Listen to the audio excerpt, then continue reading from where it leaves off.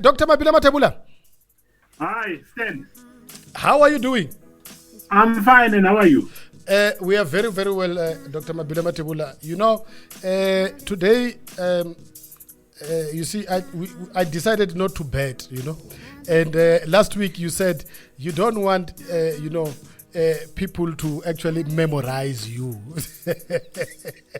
A memorandum, when you go to the class, and when you've got a memorandum, you're going to get all the answers. Now, and if you get the wrong imbuzi or the wrong memorandum, you're going to get zero. So last week we got zero. Yeah, last week we had everything wrong. Everything. Like, Dr. Mathebula, you see, last week you didn't do us right. Yeah. Yeah, because... like I even wore a polo neck last week thinking Yeah. I'm going to look like Dr. Mathebula, but no. So, today we're discussing how men cope with relationship trials. Now, what are relationship trials, Dr. Mathebula? I like your question, Stan. Today we're actually talking about trials in relationships, particularly, the trials that are faced by men. Not because women are not important, but we want to focus on men, and maybe some other time we'll focus on women. That at times, a relationship is like an organization. And what is actually happening outside the organization will have an impact on the relationship as well. Like, for example, there are trials that, people come across. For example, as a man, you may lose your job. You may be having trouble with your children. You may be experiencing financial problems. Yes. There might be illness in your family. Maybe your parent, is sick, or your child is sick, or you're sick, or maybe there's death in the family, or maybe you have got, work-related stress, and those, externalities will actually be internalized somehow. Will actually have an impact on your relationship. And today we are going to say that once you face those challenges, how do you really cope with such challenges? Now, Dr. Mabila Mathebula, what does Martin Luther Jr. say about the highest measure of a man? Well, Martin Luther King Jr. says, the highest measure of a man is not where he stands when life is rosy, but where you stand during times of challenge and controversy. Your relationship will be tested in one way or the other. And then when that relationship is tested, we're going to see as to whether are you the real man or not? Are you the real Mr. Stan, or are you the real Mr. Vision or not? Yeah, I just like the fact that, we were talking to Jake, so he kept on calling me DJ. Yeah. I It's the second time I get DJ missed. as well. Yeah. I maybe called you DJ, but I decided to reserve my verbal energy. Thank you so very much for reserving your verbal energy. Now, Dr. Mabila Mathebula, when facing these trials, what is it that we can be able to do to be able to cope with this trial? Yeah, well, I think when you are facing a trial, you need to come up with a strategy on how you should go about your trial. In other words, you need wisdom. And David Jeremiah says wisdom is doing right without any precedent. In other words, you need to convert some norms to deal with your situation, with your immediate situation. So basically means that it means that we have to have a coping mechanism to be able to deal with this trial, because the one important thing that you mentioned that I actually like was the fact that you can compare it to a work situation where things that are internal, they can be externalized. The things that are external, they can also be internalized as well, Dr. Mathebula. Yeah, absolutely. There's the externalization of the externalities and the internalization of the internalities.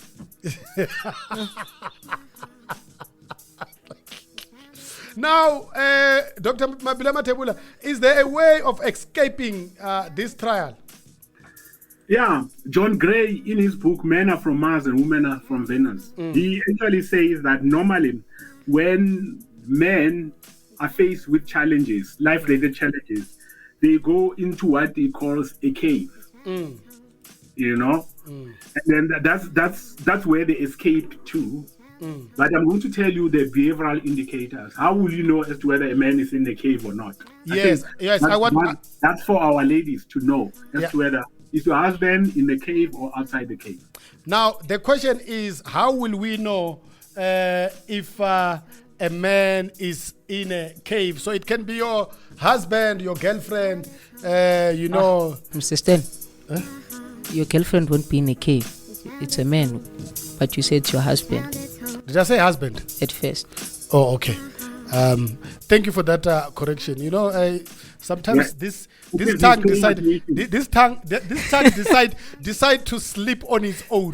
There's too much saliva, so sometimes it just slips very nicely. So it is for our women to know if we are in the cave. So how do we know if a man is in the cave, Dr. Mabila Mathebula? Yeah, normally when a man is in a cave, you know, they try to solve their own problems. They want to come up with their own solutions to the problems that they're facing. Firstly, you know, they will actually withdraw from normal life. You may not watch, you know, TV. You might actually, you know, from work, you might actually go into the shower and take a shower, and from there stay straight into the bedroom. You know, now you realize that the man is in a cave. Secondly, he talks less to people around him, or he may not even utter a word. You see? And then thirdly, you know, he may be deeply engrossed in reading in his study room for the whole day. He might actually take a book and then locks himself in a study room and starts reading. Or he may give himself a home assignment, which will allow him little or no interaction with members of the family. You know, he wants to be isolated. Okay. And then also he becomes introverted, even if maybe personality-wise he's an extrovert. He just, you know, keeps quiet. He just shuts down. Everything is on shutdown. Yes. And then finally, he might actually take, you know, I know Vision has got a car. He might actually take a long drive from here to Mpumalanga. You know, now you realize that the man really is in a cave. Now, what is it that we do when your partner is in a proverbial cave? Yeah, I think what you need is, what we must also understand is, when he's in the cave, he's in a healing process. And when he's in the healing process, he must be given that opportunity to heal. Firstly, do not disturb him until he's ready to move out of the cave. It's like when you are in a hotel, you know, like there are some, you know, like some rooms, they'll say to you, please don't disturb. Yeah. Even when a man is in the cave, you don't disturb him, you don't tamper with him, you know, you just give him an opportunity to heal until he comes out of the cave.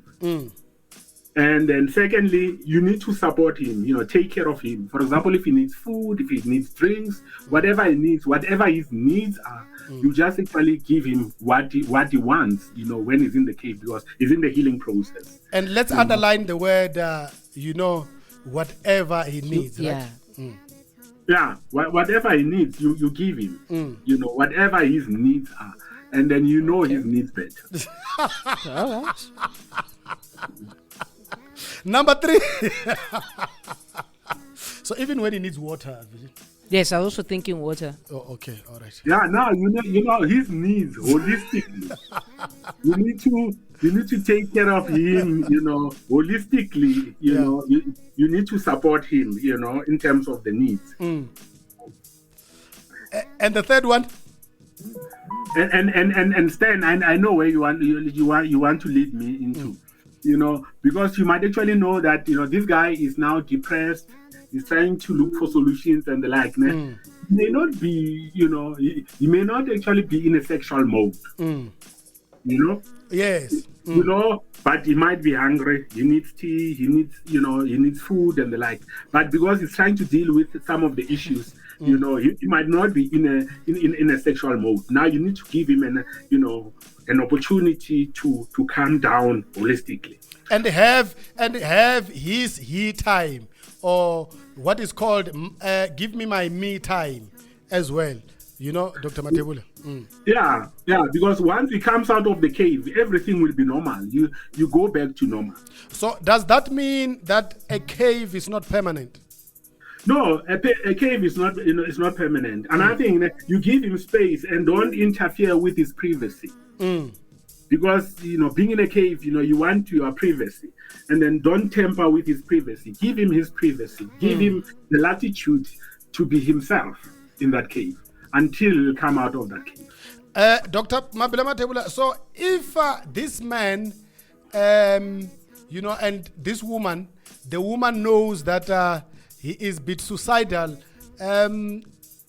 does she need to keep on checking on him so that she can ensure that he does not end up taking his life?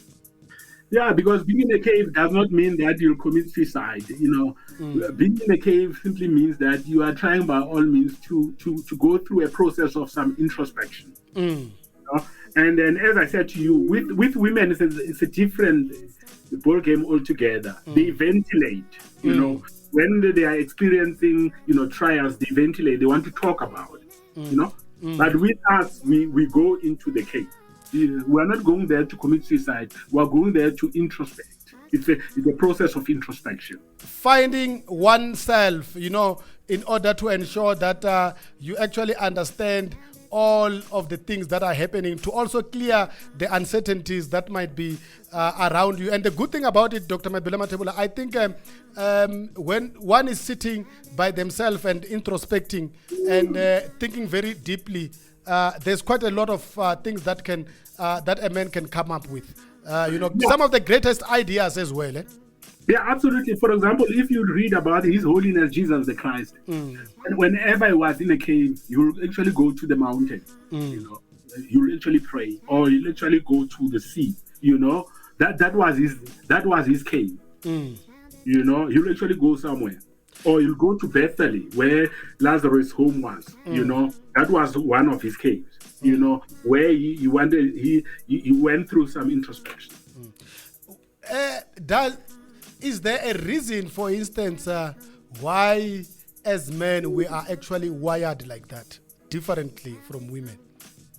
Yeah, the reason is, we are men and they're women. It means that we are wired differently. That's why John Gray says men are from Mars, women are from Venus. That's why it's very important to understand the two planets. That when we have got issues, we don't want to deal with those issues now. You want to solve it on your own as 10, until you come up with a solution. You don't want to ventilate like your partner. And equally, we are also supposed to also compromise where we can be able to compromise and understand as well that women are not going to go to the cave, but they are going to ventilate as well. Yeah, because also you have been given the script that you are a provider. Even if maybe at times you are failing to provide, you are trying by all means to be a provider. I must provide, I must pay for the school fees, I must do this, I must do that. And then you go into the cave. That's why other people, they end up in corruption.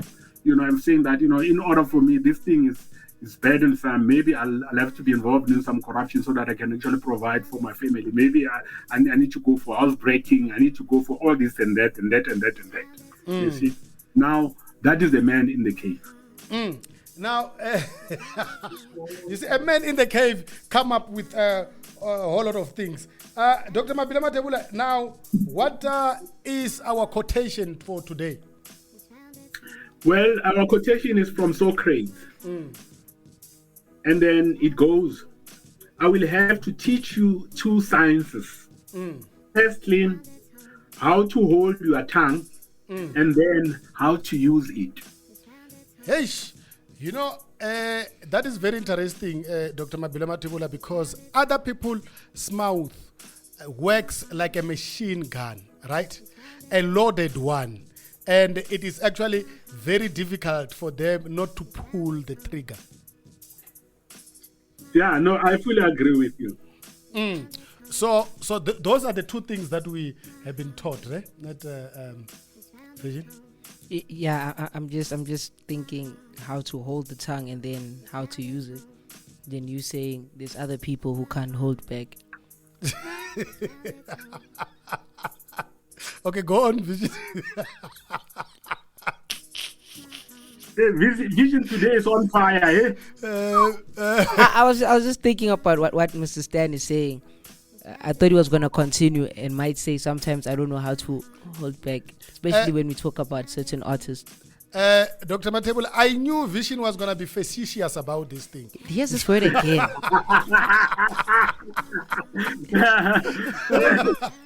So okay, let's just maybe let's just dissect a little bit the issue of holding a tongue, Dr. Mabila Mathebula, just to simplify it simplistically. How can we simplify this thing?